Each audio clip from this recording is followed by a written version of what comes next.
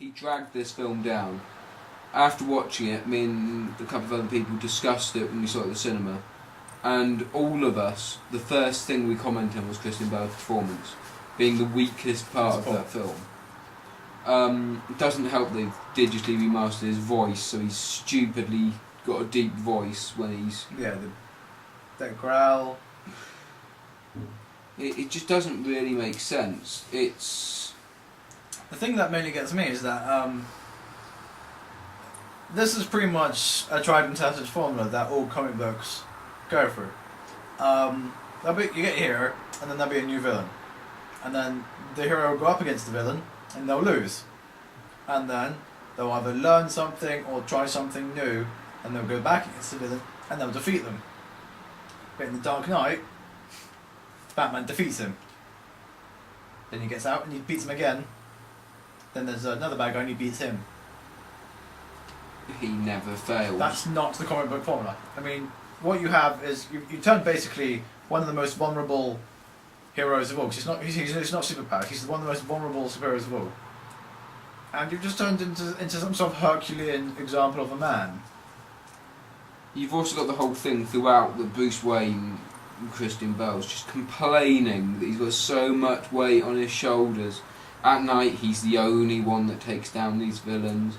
The police force aren't doing what they should be.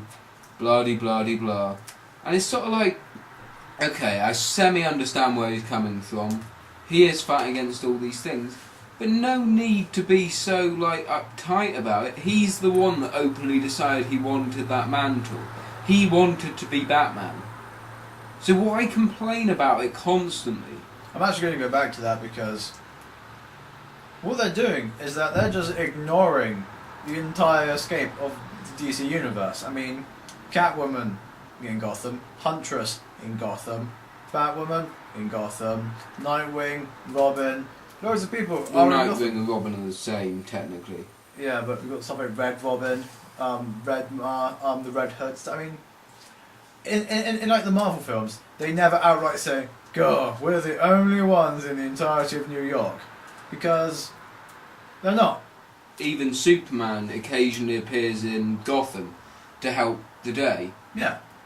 They all coexist, like in the Marvel universe, where they all coexist depending on the actual company that own the franchise for the films.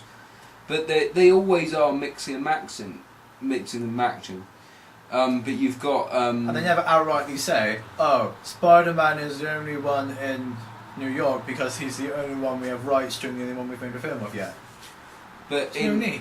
But like in Batman, it's just like, well, there should be all these other people, and then it leads me on to the fact that in the next film I don't know, there's speculation that there may be Nightwing.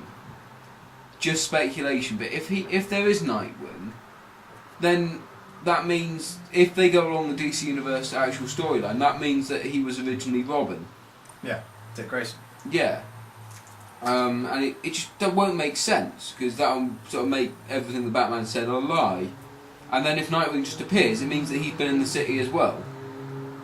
And there's no real way of them sort of doing it. There's no intertwining. One of my favourite elements of Iron Man, Incredible Hulk, Iron Man 2, and soon to be Thor and Captain America is just the sheer amount of intertwining that they're doing. And it's just, if they make it a little bit more open and put a little bit more thought in, because I mean, this Warner Brothers are making Green Lantern, aren't they? I think it's Warner, yeah. Yeah, which means that there's no reason why Green Lantern can't appear in Gotham or Batman can't appear in the Green Lantern film.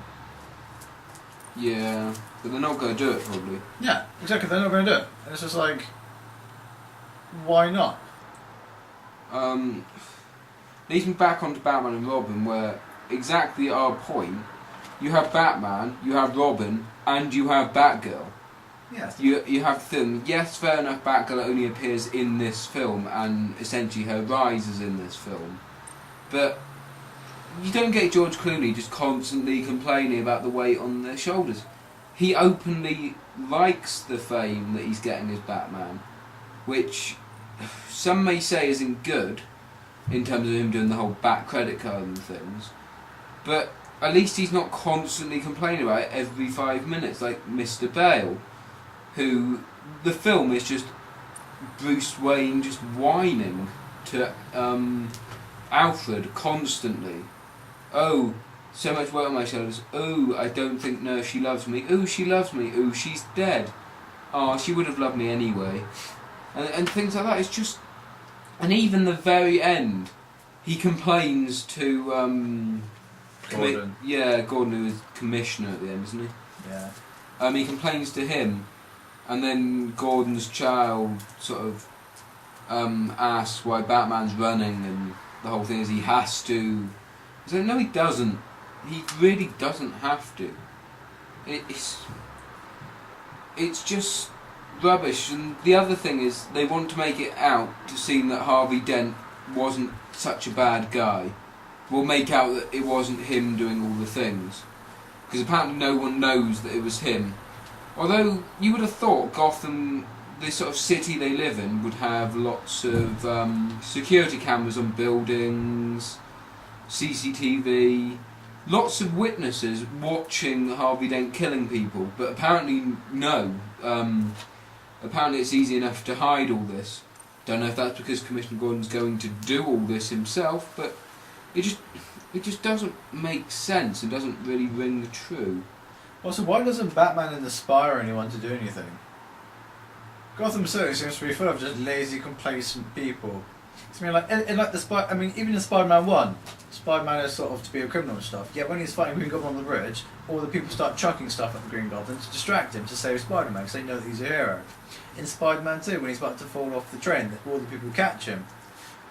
Batman doesn't inspire anyone to do anything. They're just lazy and complacent people in Gotham who just go about their daily lives presuming that Batman, the great overlord, will save them. There's also very few children. What is with that? I don't know. They just not procreate anymore. Well, in the other Batman films, okay, you don't get that many children, but Batman Returns during the festivities when Penguin releases all of the gang on bikes and stuff. There's a few children things, but Batman Dark Knight is meant to be set in the real world. Essentially, it's his ultra real version. The only child I actually remember seeing in it is the child of Gordon. Yeah. You see no other children. Yeah, fair enough. Most of it's set at night and stuff, but even in Batman Begins, you had the child that sees Batman out the windows when he's looking with his night vision specs. That is actually Gordon's child. Is it? Yeah, same kid. Okay. But yeah, there just seems to be a lack of children. And I don't know, it's just... There's so much in Dark Knight, yet it just feels like there's so very little in the way of sort of comic book films, which it's trying to be. I mean... Even on the box it says like Empire 5 stars and News of the World and Times 5 stars. It's like, when I first watched it I was blown away. I can't deny that. Watched it at cinema and I was like, wow, that was amazing. Yeah, that's impressive. And I probably would have said, yeah, 5 stars, full stop. Now, after watching it a couple of times and think of it, I'd probably only give it about 3. It is a good film, but just not what it's trying to be. If they openly said that it isn't a comic book adaptation or a Batman film, then I'd probably still say 4 or 5 stars. It would hold itself together so much better. But as it is, it's just missing something. I